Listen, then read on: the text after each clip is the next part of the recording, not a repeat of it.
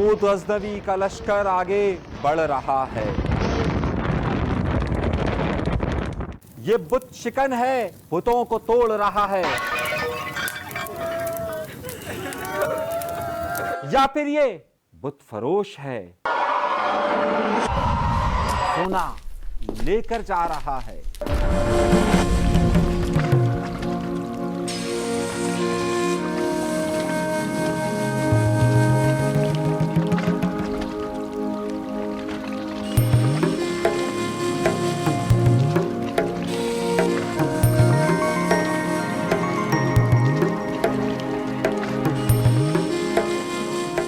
सोमनाथ के मंदिरों के हवाले से अब 1000 साल मुकम्मल हो चुके हैं, लेकिन क्या इस 1000 साल में जो तारीख हमें पढ़ाई जाती है और जो तारीख हमें बताई जाती है वो बिल्कुल दुरुस्त है या नहीं है? वो बुत कि जिसे कहा जाता है कि वो बुत शिकन बना और महमूद गजनवी ने उन तमाम बुतों को तोड़ कर रख दिया, क्या वाकई में वो बुत टूट चुके और वो बुत क्या अब हमारे जहनों के अंदर तो नहीं बस गए कि हम अब तारीख को उसी तरीके से देखते हैं? बुत का लफ्ज़ जहाँ कहा जाता है कि एक ऐसी शबी बनाई जाती है कि जिसकी इबादत की जाती है, जिसे पूजा जाता है और जिससे बहुत सारी तवक्कुआत वाबस्ता होती है। तारीख में, नफ्सियात में और समाजियात में एक बुत का लफ्ज़ इस्तारे के तौर पर वहाँ पर भी इस्तेमाल होता है कि जब हम अपने जहनों में कोई ऐसा इमेज बना लेते हैं कि उसके बाद हम कोई और बात सुनना नहीं चाहते। बिल्कुल इसी तरीके का महमूद गजनवी के हवाले से एक इमेज बना दिया गया है। पाकिस्तान के अंदर और ख़ास तौर पर मुसलमानों के अंदर ये इमेज बना दिया गया कि सोमनाथ का मंदिर इसलिए तोड़ा गया कि वो बुत शिकन था और वो बुतों को तोड़ना चाहता था। क्या ये वाकई में हकीकत है या एक तरफ का सच है?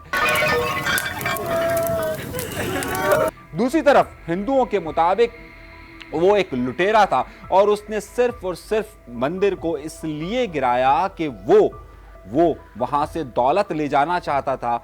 वो बुत शिकन नहीं था, लेकिन उसका इमेज इस तरह दे दिया गया। एक सच उन्हें बताया जाता है।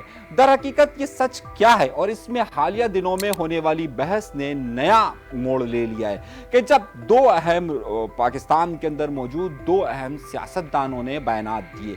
सबसे पहला बयान आया ख्वाजा आसिफ के हवाले से। ख्वाजा आसिफ ने इस हवाले से कहा कि जनाब, हमने महमूद गजनवी को हीरो बना के रखा हुआ है, जबकि महमूद गजनवी एक लुटेरा था और मैं उसे लुटेरा ही मानता हूं। इस बयान की मजीद तौसीक पाकिस्तान में मौजूद एक और सियासतदान फवाद चौधरी ने भी की और फवाद चौधरी ने भी उस हवाले से बयान दिया। फिर दूसरी तरफ एक और बड़े ही पॉलिटिशियन भी कह लीजिए, हिस्टोरियन भी कह लीजिए, मुशाहिद हुसैन साहब। मुशाहिद हुसैन ने कहा कि महमूद गजनवी हमारा हीरो था और उस पर हमने पाकिस्तान के अंदर मिसाइलों के नाम भी दिए। जबकि हिंदुस्तान के अंदर ये बात कही जाती है कि सोमनाथ का मंदिर दर हकीकत गिराया गया और सोमनाथ का मंदिर एक हिंदू दुश्मनी में गिराया गया। एक आज़ाद ज़राए भी हैं और वो आज़ाद ज़राए ये कहते हैं कि जनाब, यहाँ पर सियासत और पैसे को आपस में मिक्स कर दिया गया है और उसके ऊपर मजहब की चादर चढ़ा दी गई है। तो ये बात भी दुरुस्त है या नहीं है? हम आज तारीखी हवालों से बहुत सारे अहम शवाहिद आपके सामने रखेंगे कि हिंदू जिस बात का दावा करते हैं वो कितनी सच है, मुसलमान जिसका दावा करते हैं कितना सच है, और फिर इस पे हकीकत का अंसर कितना है ये बताना हमें ज़रूरी है। उसके बाद आपके अंदर जो बुत कायम है वो किस हद तक कायम रहता है कि यानी कि जो आप सोचते हैं कि नहीं जी ये इमेज इसी तरीके से, ये आप पर इन्हिसार करता है।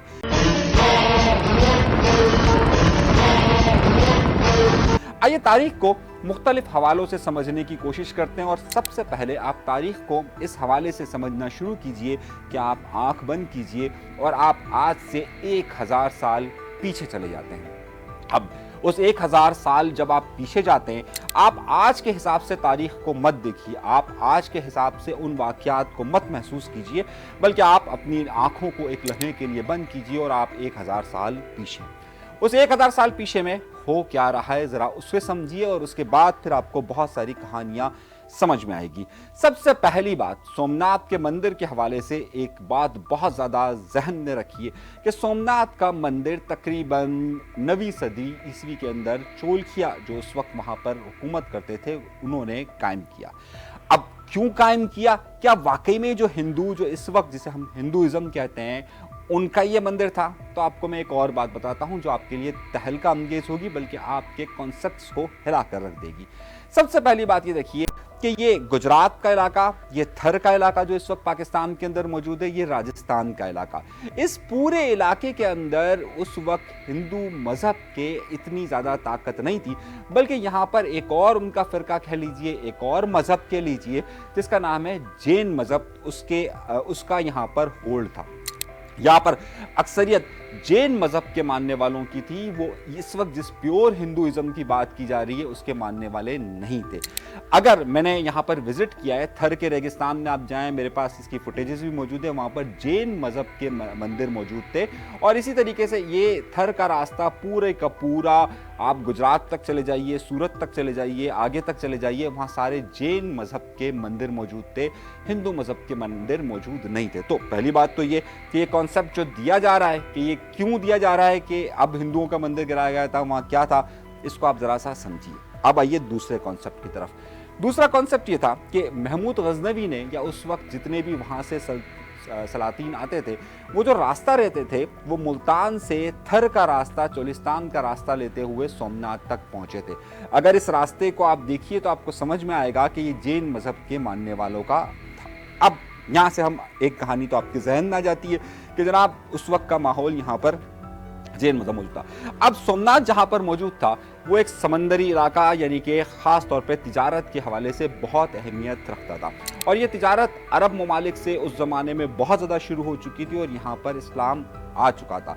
यहाँ पर दौलत के ज़खायर बेतहाशा मौजूद थे, तिजारत की वजह से ज़ाहिर है यहाँ पर बहुत ज़्यादा पैसा आता था और मज़हब पर इन्वेस्टमेंट बहुत ज़्यादा की जाती थी, यानी कि जैन मज़हब के जो मंदिर बनाए जाते थे उसमें बेतहाशा पैसा दिया जाता था।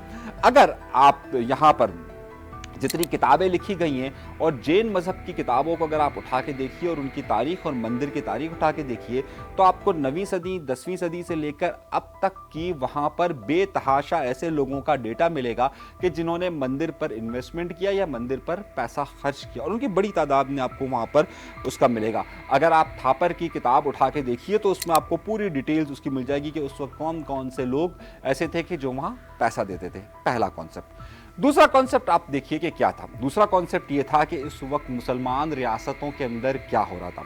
1000 साल पहले फातमियों का दौर था, यानी कि बगदाद में जिसकी हुकूमत होती थी उसे ताकतवर तरीन तस्वुर किया जाता था और फातमियों की हुकूमत थी। फातमियों की सल्तनत को गिराया बनु अब्बास ने, यानी अब्बासिया सिलसिला शुरू होता है। जब ये अब्बासिया सिलसिला शुरू होता है तो उस वक्त इस खत्ते के अंदर, यानी कि जिसे उस वक्त बर्र सगीर या आप कंबाइन हिंदुस्तान जिसे करार देते थे, वहाँ पर फातमियों के असरात वाज़े तौर पर मौजूद थे। यहाँ पर मुल्तान के अंदर जो अल-फतह की हुकूमत थी वो फातमी सिलसिले की थी और अब बनु अब्बास आ रहे थे, यानी कि बनु अब्बास की सल्तनत कायम हो गई थी और वो अपने लोगों को ला ला कर रख रहे थे। अब ये अब्बासी सिलसिले ने जहाँ पर बगदाद और उसके साथ ऊपर किर्गिस्तान, काज़ाकिस्तान और उन सब इलाकों पर अपना होल्ड करना शुरू कर दिया था। इसी वक्त वहाँ पर जो किर्गिस्तान ने, यानी कि जिसे जहाँ पर गजनी का इलाका है, वहाँ पर जो पहले हुकूमत थी वो ज़ाहिर उस वक्त जो वहाँ पर सल्तनत थी वो इस वक्त महमूद गजनवी के जो दादा थे उनका वहाँ पर असर रसूख था और वो फातमियों के हाथ पर बैत थे, वो बनु अब्बास के सिलसिले से नहीं थे। बाद में जब उनके बेटे सुबख्तगीन आते हैं तो उसके बाद और बनु अब्बास का असर शुरू होता है तो वो बनु अब्बास का आशीर्वाद लेते हैं और बनु अब्बास के साथ वो हुकूमत में रहते हैं। इनका इस वक्त बनु अब्बास को ख़ास तौर पर ये बात होती है कि हिंदुस्तान के अंदर अब उनके जो फातमी सिलसिले के लोग हैं उनका असर कम रहे और उनका असर ख़त्म हो और उनकी हुकूमत वहाँ पर कायम हो। सुबख्तगीन का बेटा महमूद गजनवी बिल्कुल 9वीं 10वीं सदी के आखिर में, यानी कि तकरीबन 990 के करीब उसे हुकूमत मिलती है। जब उसे हुकूमत मिलती है तो अब ये ज़हन में रखिएगा कि अब्बासी सिलसिला है और वो एक उस इलाके से ताल्लुक़ रखता है कि जहाँ पर दौलत के उतने ज़खायर मौजूद नहीं हैं, और वहाँ पर ये बात बहुत ज़्यादा उस ज़माने की अगर आप किताबें उठा कर देखिए तो उसमें आपको मिलेगा कि उस वक्त महमूद गज़नवी कोई बहुत ज़्यादा अपने आप को कट्टर मुसलमान नहीं करता था, बल्कि वहाँ पर अक्सर जो है वो जश्न के तौर पर बहुत सारे मशरूबात तक भी आम थे। एक बात जो तसव्वुर किया जाता है। दूसरी तरफ अगर आप जो पाकिस्तान के अंदर दरसी किताबें पढ़ाई जाती हैं उसमें भी ये बताया जाता है कि जनाब वो उसका माहौल क्या था और बाद में आकर वो उस शक्ल बना। अब यहाँ पर होता ये इस पूरे हिंदुस्तान के अंदर जो सबसे मजबूत ताकतवर जिसे हुक्मरान तस्वुर किया जाता है राजापाल, उससे पहला मुकाबला होता है गजनवी का और गजनवी राजपाल को शिकस्त देते हैं। लेकिन शिकस्त देने के बाद उनसे ये नहीं कहा जाता कि आप मुसलमान हो जाइए या जजिया दीजिए, बल्कि उसे ये कहा जाता है कि आपके पास जितनी दौलत है वो दे दीजिए और उसके बाद आप अपनी हुकूमत को कायम रखिए। वो जो कि इस्लामी निज़ाम था या जो खुलफाए राशिदीन से सिलसिला चलता हुआ रहा था कि वो जहाँ जहाँ पर आते थे, जहाँ इसका फतह करते थे या जहाँ पर वो काबिज होते थे, आप उसको कोई भी लफ्ज़ दे दीजिए, वहाँ पर वो फ़ौरन उनसे कहते थे या तो आप जजिया दीजिए या फिर आप इस्लाम को कबूल कर लीजिए। जो इस्लाम को कबूल कर लेते थे उनके लिए फिर कुछ और शराइत हुआ करती थी।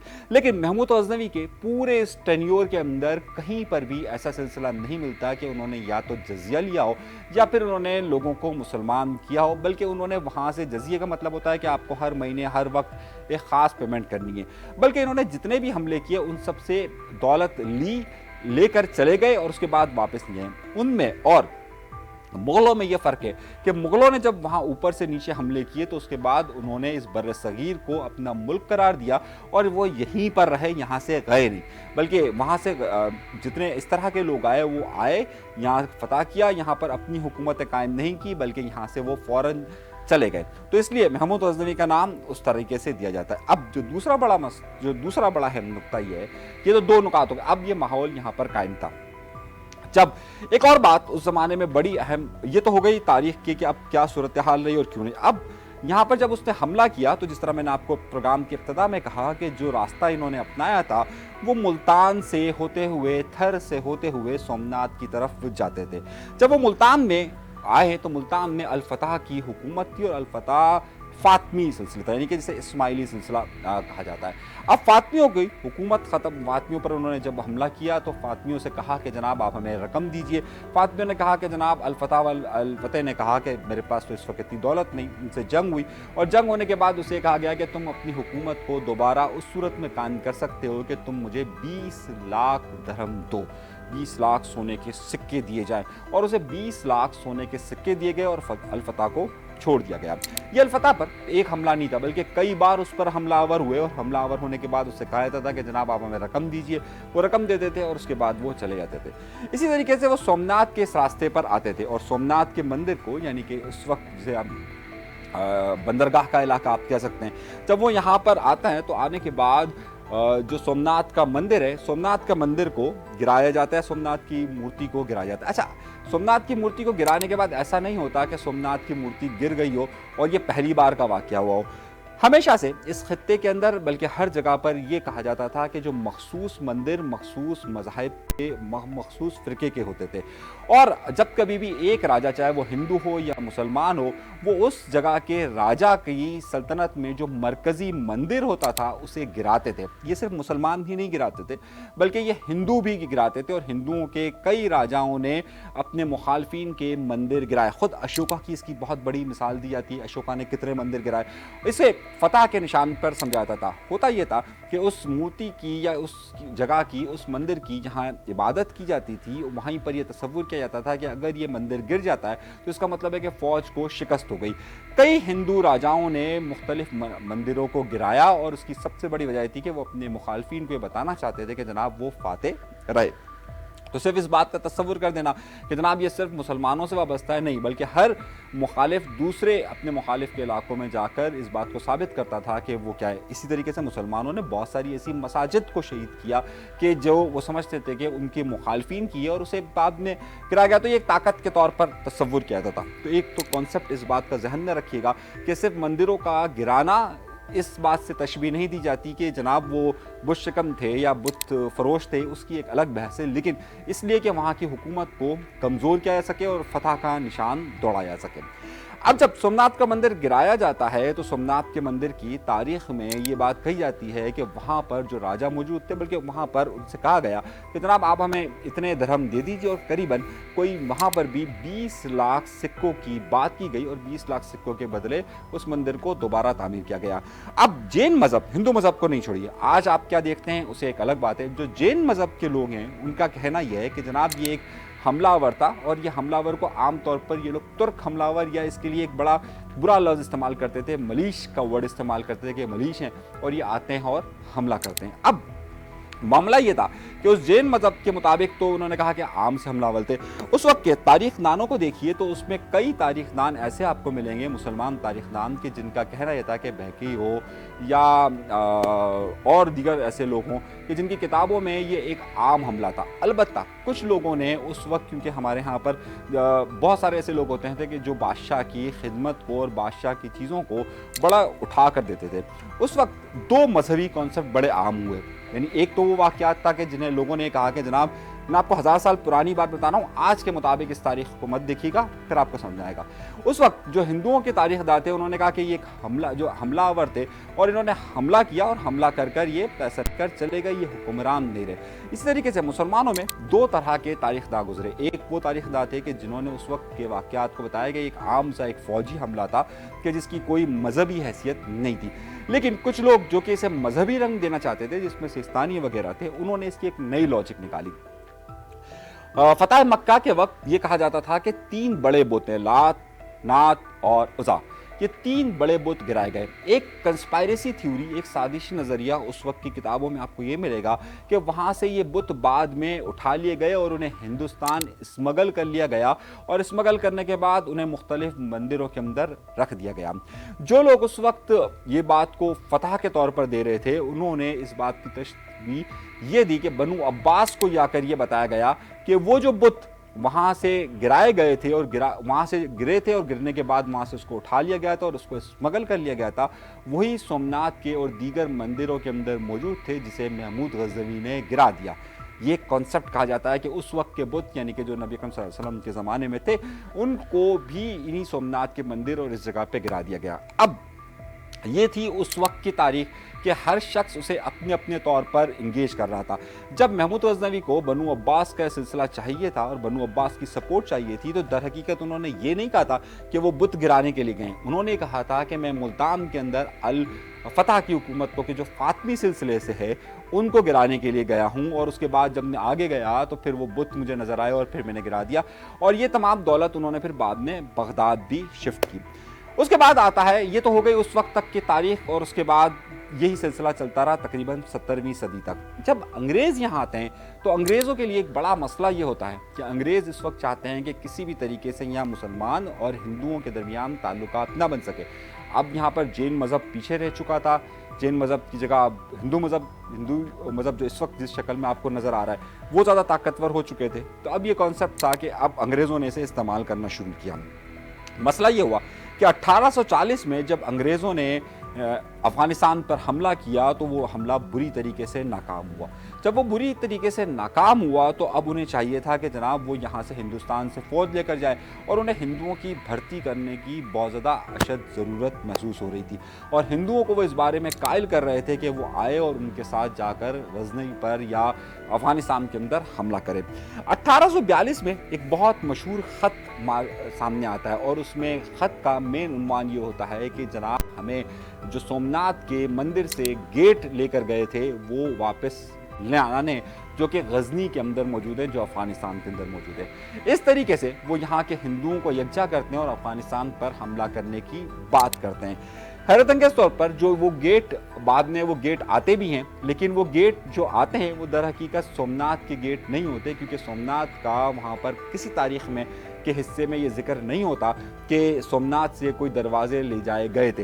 वो दरवाजे अब भी मौजूद हैं, और उन दरवाज़ों पर जो नक्श मौजूद है उससे ये बात वाज़ेह तौर पर देखी जा सकती है कि वो गुजरात के इस इलाके का आर्ट नहीं था, बल्कि ये ख़ास तौर पर ऊपर के जो पेशावर और उधर का आर्ट मौजूद था। इससे बात तो बहुत वाज़ेह हो जाती है कि गज़नी के अंदर जो सोमनाथ की चीज़ें मौजूद थी वो दर हकीकत यहाँ की मौजूद नहीं थी।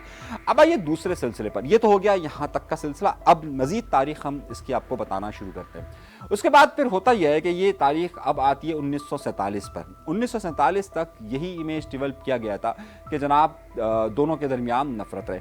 1947 के बाद ख़ास तौर पे पाकिस्तान के अंदर जो तारीख़ पढ़ाई गई वो इंतहाई मुख्तलिफ़ तारीख़ पढ़ाई गई, और तारीख़ में ये हिस्सा शामिल किया गया ख़ास तौर पर कि ऐसे कैरेक्टर्स को लाया जाए जो इलाकाई ना हो और जिसमें मुसलमानों के हवाले से बात की जाए और उसको बढ़ाया जाए। और इस हवाले से दरसी किताबों को ख़ास तौर पर तब्दील किया गया और उसमें बताया गया है कि सोमनाथ का मंदिर जो है वो इसलिए गिराया गया क्योंकि वो एक बुश शिकन था, जबकि उस अफसानी की कहानी के अंदर आपको वाज़ेह तौर पर यह नज़र आता होगा कि वो बेसिकली दौलत के लिए आए, तो उनको ऑफ़र हुआ और वो नहीं दिया गया, वो एक अलग बहस है। इसी तरीके से हिंदुस्तान के अंदर भी 1947 के बाद से इस बात को बढ़ा चढ़ा कर पेश किया गया कि मुसलमानों ने हमला किया। पहले तो ये कॉन्सेप्ट था ना कि जनाब तुर्कों ने गैर मुल्कियों ने हमला किया, पहले ये कॉन्सेप्ट था। लेकिन 1947 के बाद जहाँ यहाँ पर ये पढ़ाया गया, इसी तरीके से वहाँ पर ये पढ़ाने की कोशिश की गई कि सोमनाथ का मंदिर दर हकीकत मुसलमानों ने गिराया था, उसे तुर्क की बजाय मुसलमान करार दिया गया, जबकि उस वक्त 1000 साल पहले जो तारीख लिखी गई थी उसमें इन्हें सिर्फ तुर्क हमलावर कहा गया था, इससे मुसलमान हमलावर नहीं करार दिया गया था। और 1947 में ही जब पाकिस्तान हिंदुस्तान की तकसीम होती है तो उस वक्त के सदर खुसूसी तौर पर जाते हैं और वहाँ पर जाकर उस मंदिर का दोबारा से इफ्तिताह करते हैं। उस वक्त के वज़ीर आज़म जवाहरलाल नेहरू इसकी मजम्मत करते हैं और कहते हैं कि ये नहीं होना चाहिए, इससे हम किसी और तरफ जा रहे हैं। लेकिन खैर उसके बाद हिंदुस्तान के अंदर जो तारीख़ पढ़ाई गई और जो हिंदुओं की तारीख़ पढ़ाई गई उसमें जैन मज़हब को बिल्कुल हटा दिया गया, उसमें तुर्क हमलावरों को बिल्कुल हटा दिया गया, उसमें गैर मुल्की हमलावरों को बिल्कुल हटाकर उसमें मुसलमानों का जिक्र उसमें शामिल करना शुरू कर दिया गया। और हमारे यहाँ फिर उसके बाद ख़ास तौर पर ज़ियाउल हक़ के ज़माने में तारीख़ को मज़ीद तब्दील कर दिया गया। ये ख़त्ता, चाहे हम अपने आप को इस वक्त मुसलमान कहें या कोई अपने आप को हिंदू कहें, दर हकीकत अगर इस खत्ते की तारीख़ के हिसाब से देखा जाए तो यकीनी तौर पर वो बाहर से हमलावर था और उसने यहाँ पर हुकूमत नहीं की, बल्कि जो अंबार था वो लेकर चला गया।